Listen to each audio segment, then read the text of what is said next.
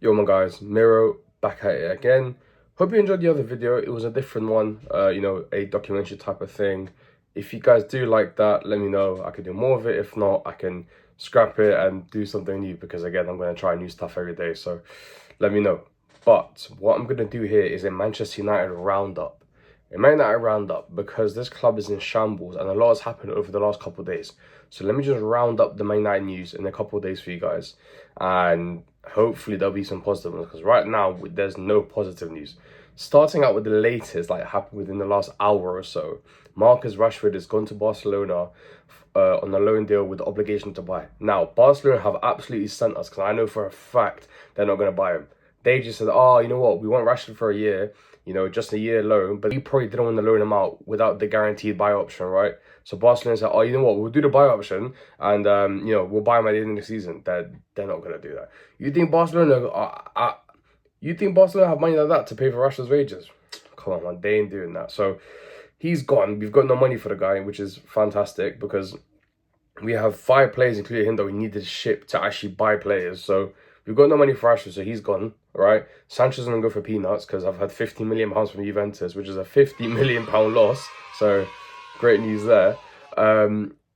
Anthony's convinced that he's going to Betis because he's moved his whole life there. So I don't know what he's going to do because if he stays at United, is he just going to easy jet, from Seville back to Manchester? Like, I don't know what he thinks he's doing because Betis aren't trying to pay what we want for him, right? We want to what 40, 50 and Betis are saying charge it. So, they want him alone again and we're not doing that. So yeah, I don't know where we go with that.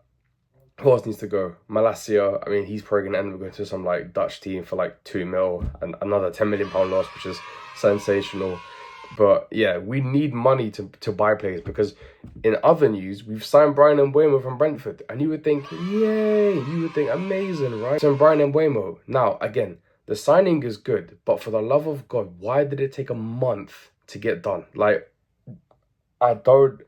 I genuinely don't understand why it took a month to get done. Because at the end of the day, we just paid what they wanted. If we listen, a month ago, right, it was early June, right, where Mbeumo confirmed he wanted United, right? He confirmed it. We should have gone within the next freaking 2 weeks and just got that shit sorted. But nah, we waited a month and a half, and then in that time, Elanga went to Newcastle for 55 mil. Kudus went to Spurs for 60 mil, and then who else? There was some other winger signing as well during that time. And then his price has been inflated even more now. So now Brentford are thinking, wait, we asked for 60, 65 mil, but now I'm seeing Elanga go for 55. I'm seeing Kudus go for 60, and then Wemmer's done more than both of them. Of course, we're going to ask for more. And United being idiots, right? We didn't capitalize it earlier in the market, so we waited so long to the point where now we pay 65 mil guaranteed with 5 mil add-ons. Well, I thought it was 5 mil. The day before, it said 5 mil, and then all of a sudden Brentford asked for extra mil, we said yes. All right, cool, all right? I don't know, we're Wasios, man. We paid 71 mil for Mbeumo. Now, do I think that's an overpay? That's definitely an overpay. We've overpaid for the guy. But if you look at the way the winger market is looking now, right? 55 for Elanga, 60 for Kudus. It's not that bad in the grand scheme of things. I mean, bloody Madueke came for 50. So if you're paying 20 mil more for a guy that's banged 20 goals, right? And I know everyone's gonna say it was his first season scoring more than 10 goals, whatever. Cool. But can that player not improve? He banged 9, 9, and 20. And again, it's an improvement, right? And he's a good player. He's always been a good player for Brentford. And he's just, again, he was young at the time. He's improved. So yes, I think he's going to do well this season. I think he will. Even though it's overpriced, I think he still does well for us. Now, the issue is, right, is where does he play? Because we've signed him to play in that 10 role. And in that right 10 role, Cunha's going to be in the left, right? Our double cams, whatever, right? Cunha is made for that role. He's done it at Wolves. He's done it at other clubs. He can play that position. And Mbeumo, right, was playing striker this whole season. That's why he's banged 20 goals, because he's playing striker. Him playing in the 10, does he have that passing ability? I don't know. I haven't seen his game where he can make those intricate passes. He can make those kind of whipping crosses. He's normally at the end of those crosses or scoring pens, right? So that's the one thing where I'm a bit wishy-washy about Mbeumo. If it was even as a striker, I'm like, ugh. So again, good signing, good player. He's young. Again, we'll see what happens with him. But yeah, that's another United signing done. But the issue is who else are we going to sign? Because we're not selling anyone. As I've mentioned, we have 5 players that we need to sell, and none of them are getting moved. Absolutely none of them. And our next priority is apparently a striker. So okay, cool. We've moved to a striker now, but who are we gonna get up front? Because I don't know who we're getting. Sesko's too expensive. Leipzig are asking for 80, 90 mil. You've got Osimhen who's going to Galatasaray, so that's not happening. What you've got Mateta. I don't think he's coming to us. I think Liverpool want him as like a backup striker after Ekitike. So there's that. Like, what other options do we have up front? Like, I'm seeing Calvert-Lewin on a free. I'm seeing Callum Wilson on a free. Like, that scares me because if we make the signings and they're our main strikers, United are done. United are done. Like, I don't want to hear it. So yeah, we're focusing on a striker, but I don't know who we're gonna get.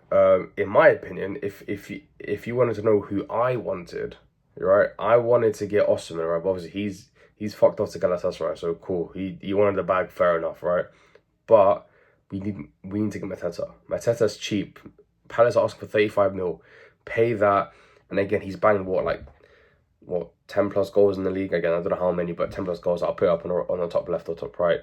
He's banged a good amount of goals, right? So imagine that we get Mateta up front, we get Mbeumo, and we get Cunha, right? That is like what 30, 40 plus goals in the league from last season into our squad. Now, is that going to translate?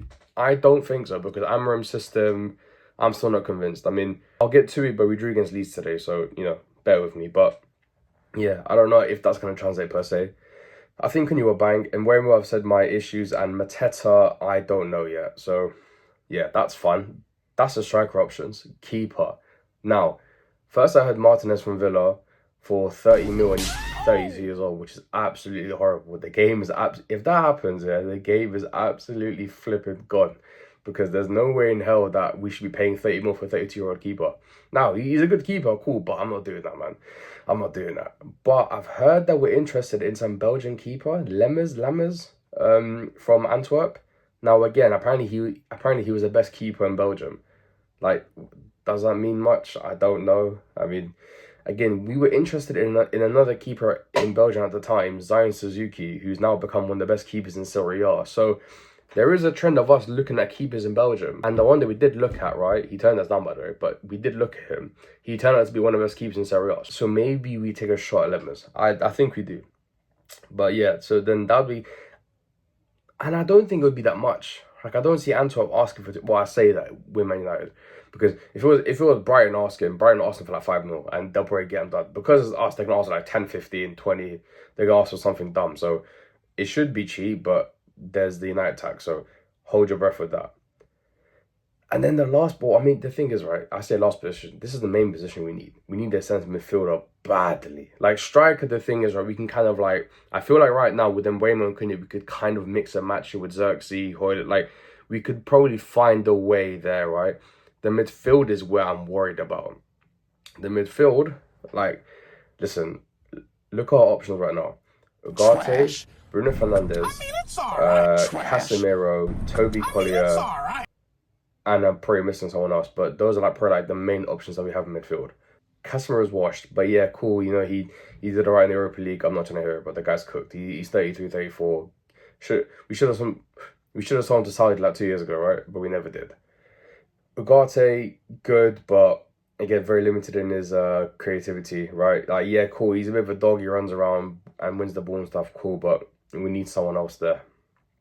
Oh, that's right. It's Kobbie Mainoo. Kobbie Mainoo, I don't know where he's going to play next season. Is he in the 10? Is he in the 8? The thing is, the problem is that him and Bruno can't play together. I'm seeing people saying that him and Bruno should play together. No way in hell am I going to see them two play together. They both don't have engines. Like, yeah, Bruno Fernandes, cool, he can run around, but I'm talking about driving with the ball, engines. That's not Kobbie's game. That's not Bruno's game. They don't do that. So we need someone with legs that can actually make driving runs in the midfield. And the one guy that was perfect was Richard Rios. But now Benfica and Roma are after him. Of course they are, because they're smart clubs and they see a guy balling against Chelsea in the Club World Cup and they think, you know what, let's buy the guy.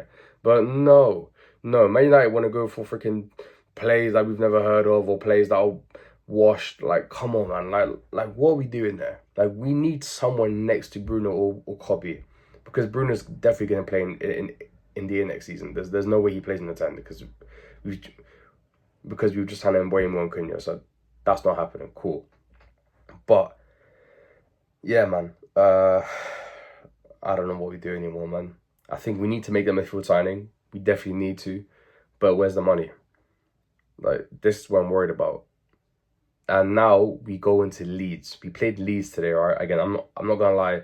I couldn't find the link to watch the game. I didn't watch it. But from Twitter and from the stats that I've seen, we did not play well. We did not play well. Leeds made more chances than us, and they had more possession. They had more passes on the ball.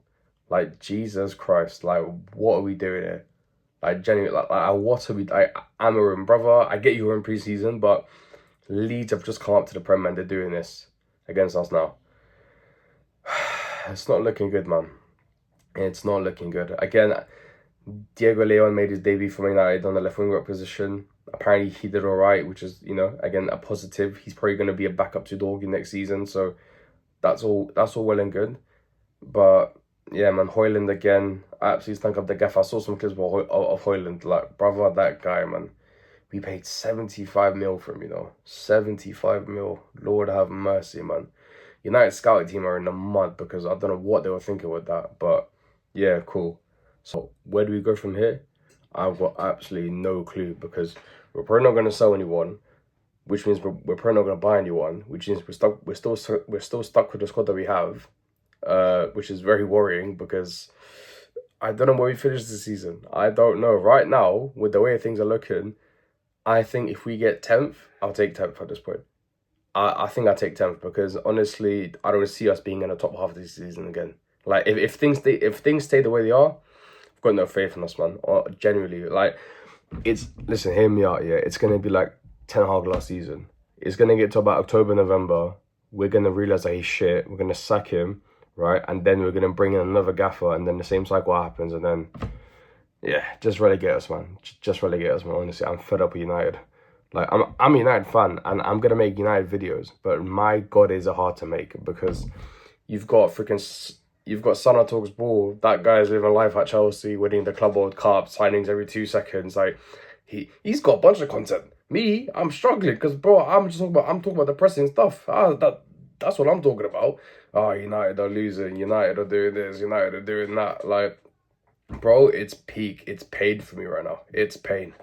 So yeah, that's the United roundup. Let me know if you like this. Again, this is it was a bit of a freestyle. So again, I'll make it more refined next time. But yeah, if you guys like this, like, subscribe, share, let me know.